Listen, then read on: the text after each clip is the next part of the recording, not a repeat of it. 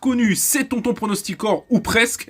T'as vu mon avatar, je n'arrive toujours pas à le retrouver sur TikTok. Ceci étant dit, c'est pas grave, ça va pas m'empêcher de vous donner le pronostic du jour. Donc accroche les oreilles. Bah aujourd'hui les amis, on va parler du match Getafe contre Villarreal. Et bien sûr, comme d'habitude, je vais te faire le petit débrief des statistiques et des analyses de ce match en te disant pourquoi j'ai joué ce match.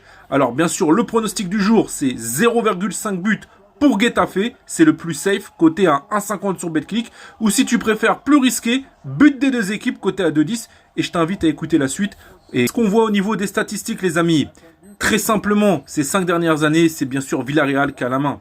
Ceci étant dit, si on regarde dans la matrix sur les 20 dernières années, on voit que c'est mitigé. C'est 40% Getafe, 40% Villarreal et le reste du match nul. Donc les amis, ce qui est intéressant, c'est de se dire, Villarreal vient de se taper le Bayern de Munich, ont une grosse pression mentale et physique, ils ont tout donné. En plus de ça, ils vont à l'extérieur. Donc c'est pour ça que je préfère en safe 0,5 but Getafe, car le but de Getafe pour moi est acté, et il se peut que Getafe gagne 1-0 à la surprise de tout le monde.